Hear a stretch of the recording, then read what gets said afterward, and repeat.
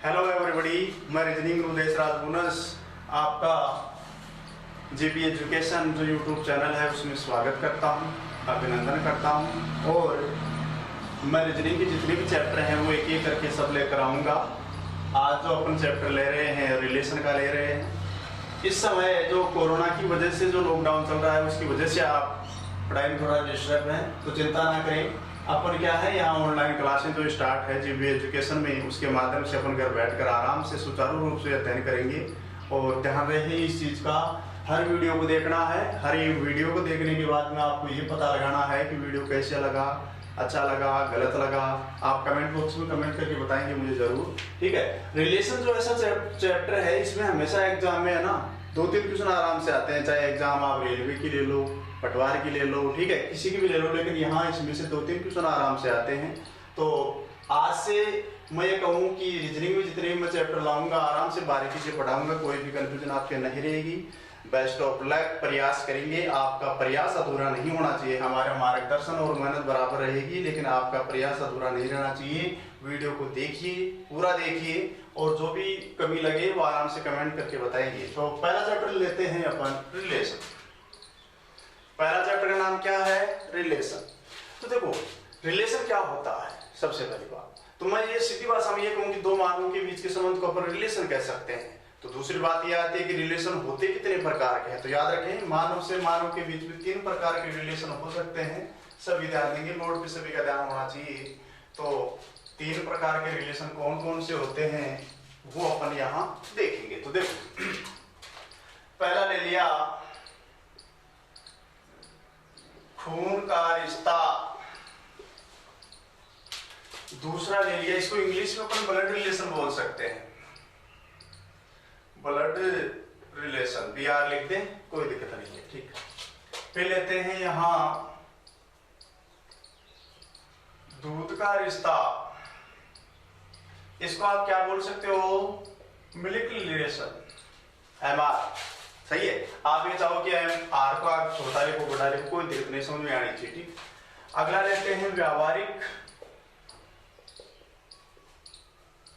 व्यावहारिक रिश्ता, इसको आप बोल सकते हो प्रैक्टिकल रिलेशन। ध्यान दें दोबारा, एक मानव से दूसरे मानव के बीच में 3 प्रकार के रिलेशन हो सकते हैं। स्पेशल ध्यान देंगे, खून का रिश्ता, दूध का रिश्ता, व्यावहारिक रिश्ता। इंग्लिश में क्या बोलते हैं? Blood relation, milk relation, practical relation, ठीक है। ये आपके दैनिक जीवन में यानी व्यावहारिक जीवन में भी ये चीजें बहुत काम की हैं, क्योंकि आपको ये पता नहीं रहता है कि मेरा जो रिलेशन है किसके साथ ब्लड का है, किसके साथ दूध का है, ठीक है। तो वो सारी चीजें अपन यहाँ पढ़ेंगे, ठीक। चलो आगे देखते हैं, खून का रिश्ता कहते किसे हैं? आपको ये बोला जाए कि खून का रिश्ता अपन कहेंगे किसे, तो ध्यान दें, ऐसा रिश्ता जिसको जानने के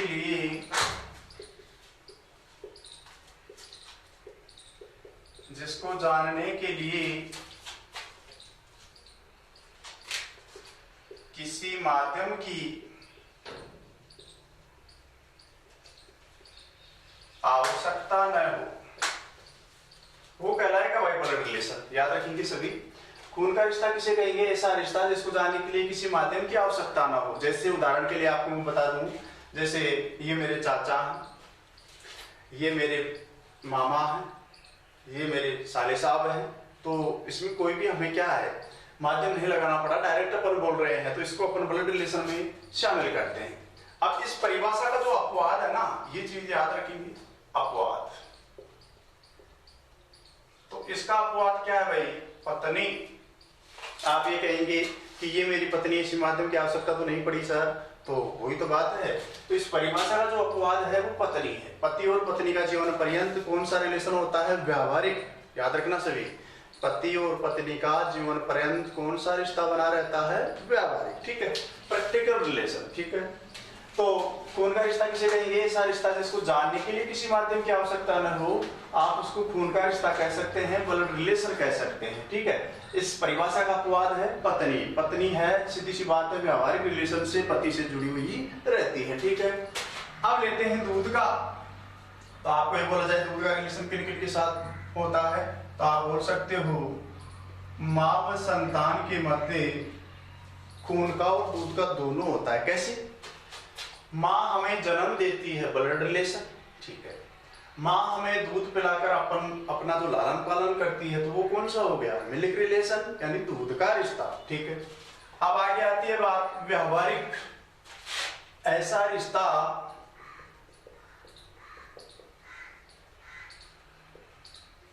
जिसको जानने के लिए किसी माध्यम की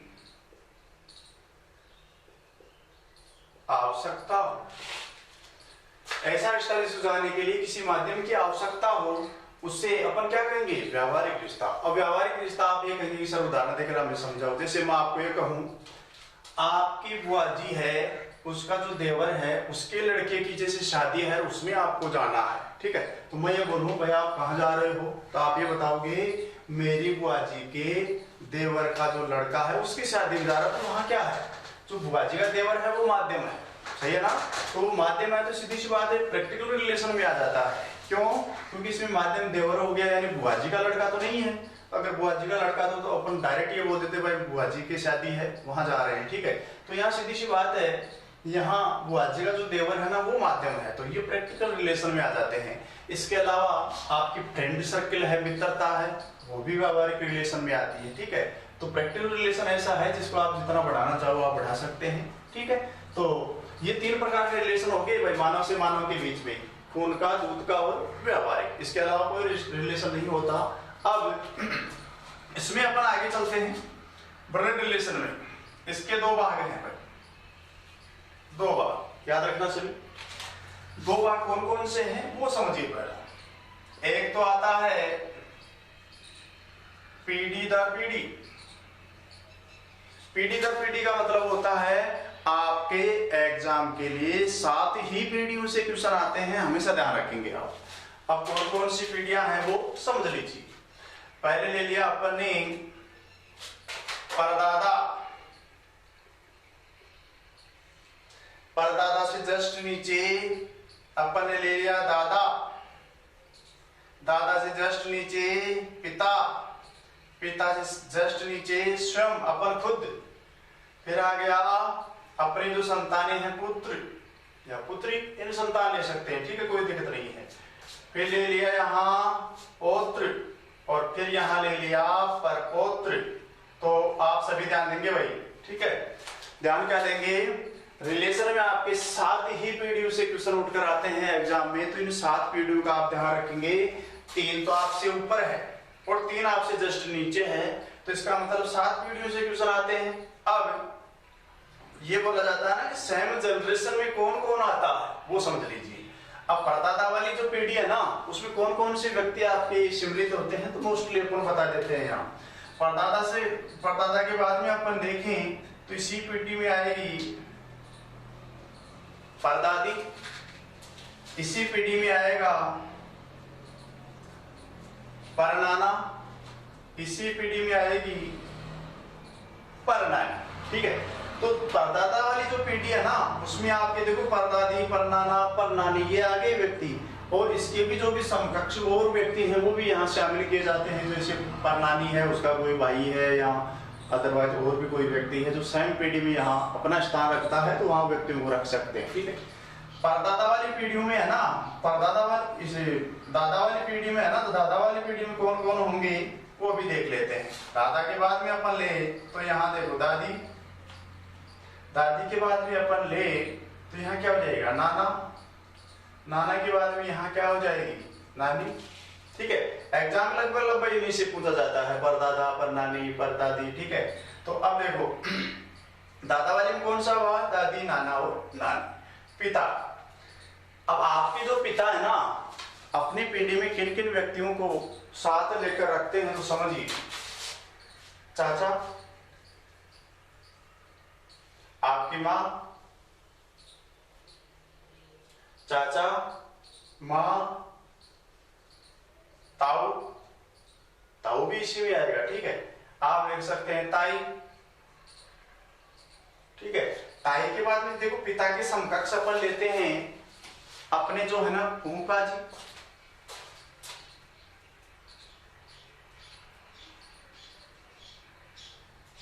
फूफा जी के बाद में अपन लेते हैं बुआ, मामा,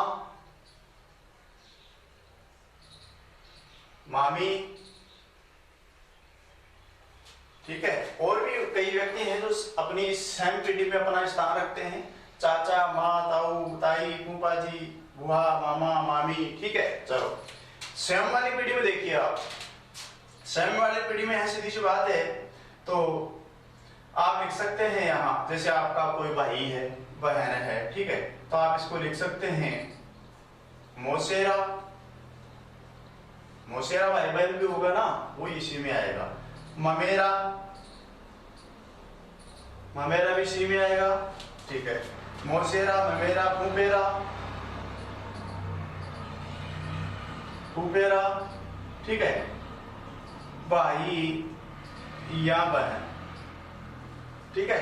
तो अपनी स्वयं वाली पीढ़ी में मौसेरा, ममेरा, फूफेरा, भाई या बहन। इसके अलावा स्वयं वाली पीढ़ी जीजा, जीजा भी इसी में आएगा, ठीक है। जीजा के बाद में इस पीढ़ी में नीचे वाले में आओ पुत्र, अपनी जो संतानें होंगी उसकी बात कर रहे हैं अपन, है ना। तो यहां ले लिया पुत्री, भतीजा,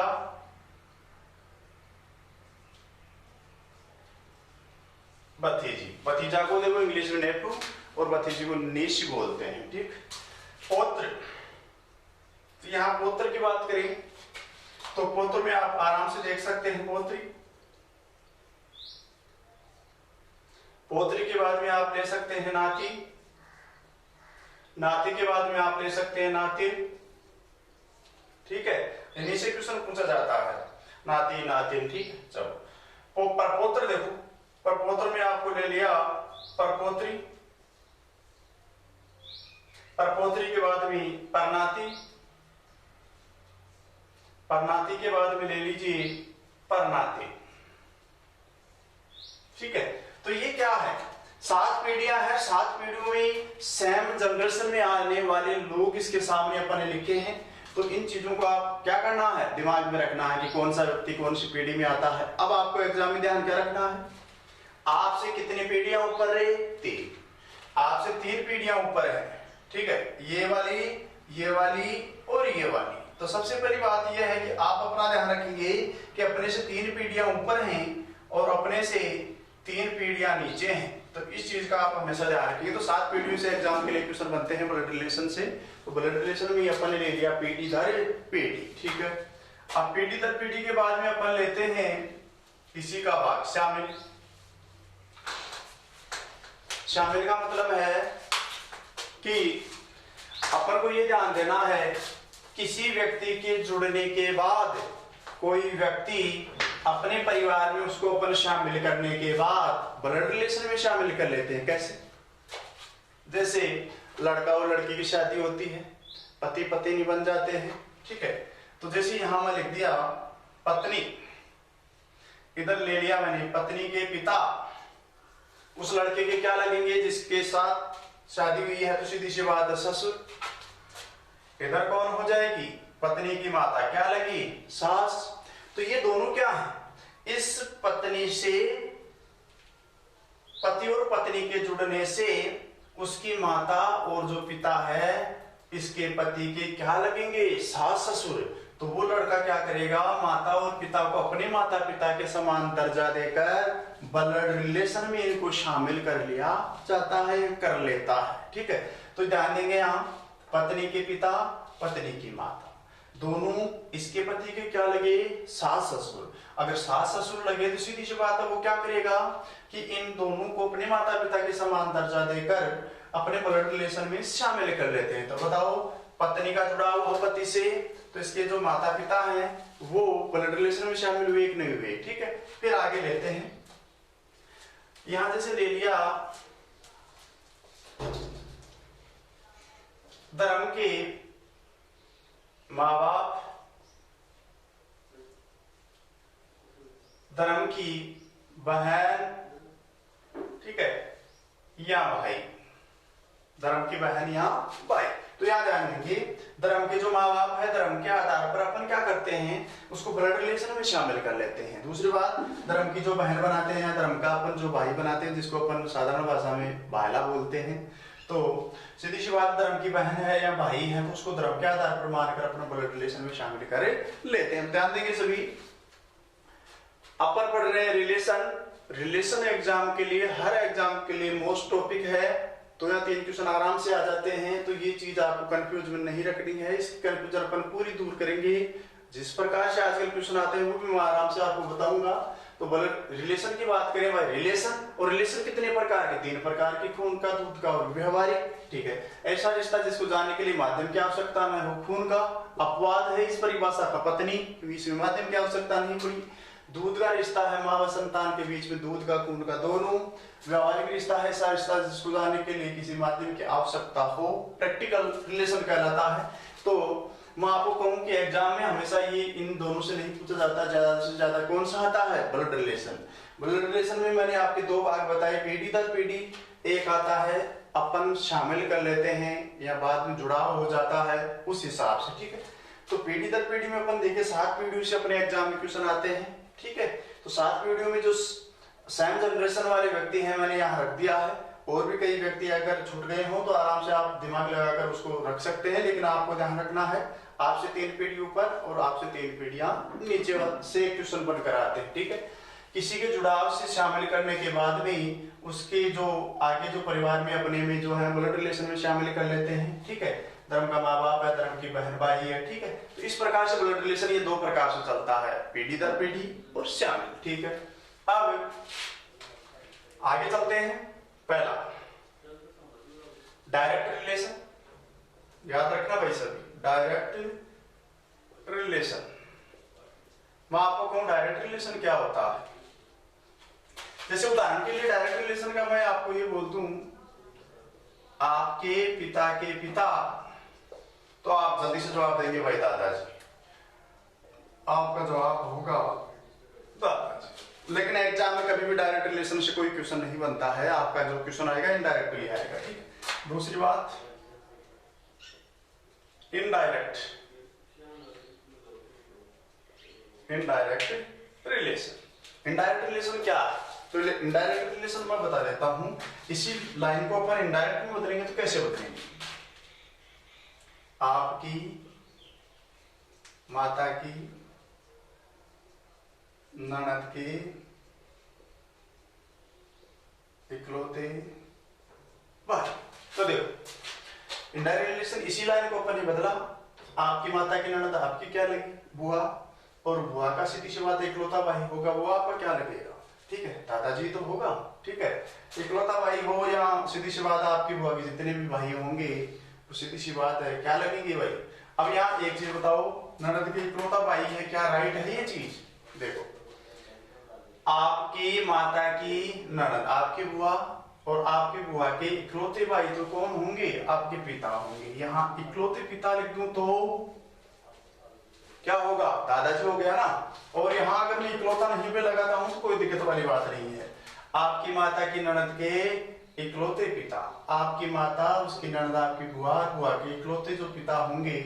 यहाँ इकलौता उतना उचित नहीं है शब्द, ठीक है, तो यहाँ मैं लगा देता हूं ननद के पिता। तो ये क्या हो जाएंगे, दादाजी।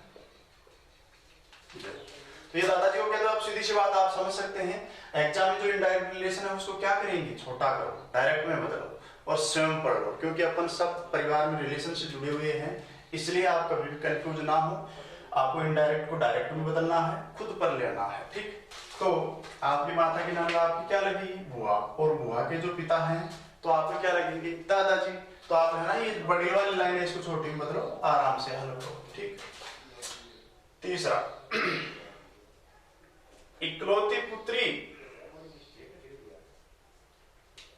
इकलौती पुत्री का मतलब है पुत्री तो एक, लेकिन पुत्र और भी हो सकते हैं। जितना इंडिकेशन दिया गया है उसके अकॉर्डिंग चलना है। ठीक है, तो यहां देखो इकलौती पुत्री का मतलब समझिए सभी,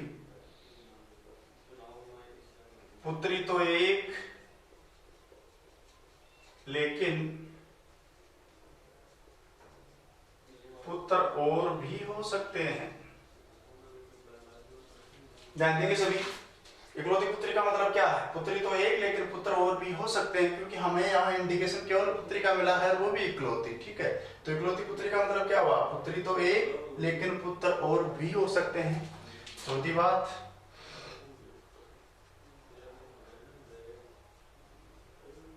इकलौता पुत्र, तो पुत्र तो केवल एक, लेकिन पुत्रियां और भी हो सकती है।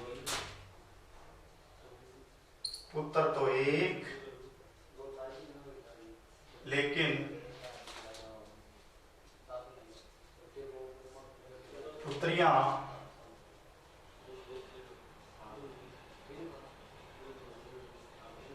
और भी हो सकती हैं। ठीक, फिर अगर मैं आपको ये बोलूं इकलौती संतान, भाई इकलौती संतान का मतलब क्या है? इकलौती संतान का मतलब ये होता है कि भाई चाहे पुत्र हो या पुत्री हो, केवल एक। पुत्री या पुत्री केवल एक, पुत्र या पुत्री केवल एक। तो हमेशा ध्यान देना, डायरेक्ट रिलेशन एग्जाम में कभी भी नहीं पूछा जाता है। डायरेक्ट रिलेशन से जो क्वेश्चन आते हैं उसको डायरेक्ट मतलब खुद पढ़ लो, खुद पढ़ लोगे इजीली हल हो जाएगा। इकलौती पुत्री का मतलब इंडिकेशन यहाँ इकलौती पुत्री का मिला है हमें। ठीक है, तो पुत्री तो एक, लेकिन पुत्र और भी हो सकते हैं। इकलौता पुत्र का अपन यहाँ देखें तो पुत्र तो एक, लेकिन पुत्रियां और भी हो सकती हैं। इकलौती संतान का पुत्र हो या पुत्री केवल एक। छठवीं चीज, पैटर्नल अंकल। पैटर्नल अंकल का मतलब क्या है भाई? आप इसको कैसे याद रखेंगे? पैटर्नल अंकल का मतलब आप बता सकते हैं पितृवंश। क्या बता सकते हैं? पितृवंश। इसको याद रखेंगे आप, P फॉर पितृवंश और P फॉर पैटर्नल। ये जैसे एग्जाम में आपको कोई भी समीकरण देके आपको ये बोला जाए कि निम्न में से किन व्यक्तियों के बीच में पैटर्नल अंकल का संबंध दिख रहा है, ठीक है, तो आप आराम से पैटर्नल अंकल का मतलब होता है पितृवंश, पिता का भाई, तो यहाँ हो जाएगा चाचा। सातवीं बात लेते हैं मैटरनल अंकल। इसको ज्ञात करेंगे आप तो मातृवंश, और मातृवंश को ज्ञात करने के लिए आप क्या लिखोगे? MM। M का मतलब मातृवंश और M का मतलब है मामा। ठीक है, तो पैटर्नल अंकल का मतलब हो गया पितृवंश। या आप कैसे रखेंगे? P फॉर पितृवंश, P फॉर पितृवंश और P फॉर अपना पैटर्नल। ठीक है, मैटरनल अंकल का मतलब क्या हुआ? मातृवंश। M फॉर मातृवंश, M फॉर मामा। तो एग्जाम में अगर मैटरनल अंकल या पैटर्नल अंकल आपको बोल दे तो आराम से इसको आप हल कर सकते हो। तो ये आपके कंसेप्ट में जो क्वेश्चन है, कंसेप्ट है जो यह मैंने क्लियर करवा दिया है यहाँ। रिलेशन, मानव से मानव के बीच में 3 प्रकार के रिलेशन, खून का, दूध का और व्यापार। माध्यम की आवश्यकता में हो खून का, माँ व संतान के बीच में दूध का भी, खून का भी। व्यवहारिक जो रिलेशन है उसमें माध्यम की आवश्यकता होती है, मीडिएटर होता है। ठीक है, पीढ़ी दर पीढ़ी में आपको 7 पीढ़ियां ध्यान रखनी है, और इनमें है ना 7 पीढ़ी में आपको ध्यान रखना है कौन सा सेम जनरेशन का व्यक्ति है। ठीक है, शामिल जो किसी जुड़ने के बाद भी अपने ब्लड रिलेशन में शामिल कर लेते हैं।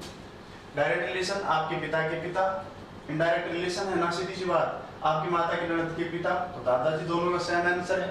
ठीक है, तो ये इनडायरेक्ट वाले है ना क्वेश्चन, ये सर्वाधिक एग्जाम में आते हैं। इकलौती पुत्री, इंडिकेशन क्या मिला? केवल इकलौती पुत्री। तो इकलौती पुत्री है तो सीधी सी बात है, पुत्री तो एक, लेकिन पुत्र के बारे में थोड़ी दिया है यहाँ। ठीक है, तो पुत्र और भी हो सकते हैं। ठीक है, इकलौता पुत्र, इंडिकेशन क्या मिला? इकलौता पुत्र। तो इंडिकेशन अगर इकलौता पुत्र मिला है तो पुत्र तो एक, लेकिन पुत्रियां और भी हो सकती है। ठीक है, इकलौती संतान, तो इकलौती संतान का मतलब क्या समझते हो? पुत्र हो या पुत्री। संतान का मतलब होता है पुत्र हो या पुत्री केवल एक। पैटर्नल अंकल का मतलब क्या है? पितृवंश से, यानी आपका चाचा। मैटरनल अंकल का मतलब क्या है? मातृवंश, यानी आप बोल सकते हो मामा। अब ये आपका कंसेप्ट हो गया। कंसेप्ट के बाद में अपना ये जो ना चल रहा था, ये था पार्ट फर्स्ट और क्लास फर्स्ट। पार्ट फर्स्ट और क्लास फर्स्ट। अब इसको मैं मिटा देता हूँ। सबको समझ में आ गया होगा? मैं समझ में आया, कहीं भी कंफ्यूजन हो तो आप कमेंट बॉक्स में कमेंट करके मेरे को बताएंगे कि सर इसमें थोड़ा कंफ्यूजन है, या आप पे कोई दिमाग में क्वेश्चन हो तो आराम से लिखकर भेज सकते हैं। ठीक, तो इसको मैं मिटाकर आगे चलता हूँ।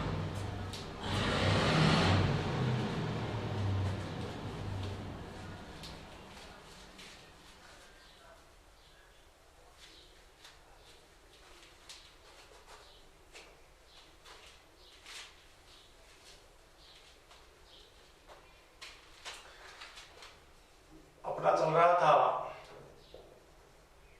रिलेशन, रिश्ता। ठीक है, अब इसमें जो पार्ट फर्स्ट और क्लास फर्स्ट में जो आपका कंसेप्ट क्लियर करवाया है, उसी के अकॉर्डिंग अपन क्या लेते हैं, क्वेश्चन हल करते हैं। तो क्वेश्चन हल करने से पहले मैं आपको बता देता हूं इसमें कितनी टाइप आती हैं। तो 2-3 प्रकार की टाइप बनती है। ठीक है, और इसमें जो क्वेश्चन स्टार्ट करेंगे उससे पहले मैं आपको बता दूं कि आप घर बैठकर आराम से तैयार कीजिए। मेरा विश्वास है आपको रीजनिंग में कोई प्रॉब्लम नहीं आएगी, या आप मेरे पे विश्वास कर सकते हैं। हर चैप्टर बारीकी से पढ़ाऊंगा कंसेप्ट के साथ। तो रिलेशन अपना जो चल रहा था, तो रिलेशन को मैं बेहतर तरीके से समझाने का प्रयास करूंगा। तो अगले वीडियो में जो है ना, अपन इसमें क्वेश्चन लेकर आएंगे। First step, second step, third step, तीनों के बारीकी से क्वेश्चन हल करेंगे। आपको भी हल करने के लिए मैं दूंगा। तो बेस्ट ऑफ लक। तैयारी सतत रखनी है, लगातार रखनी है। ठीक है, अगले वीडियो में मैं आपको क्वेश्चन हल करवाऊंगा। रिलेशन से जितने भी बनते हैं वो, आजकल क्वेश्चन कैसे आ रहे हैं वो। ठीक है, तो बेस्ट ऑफ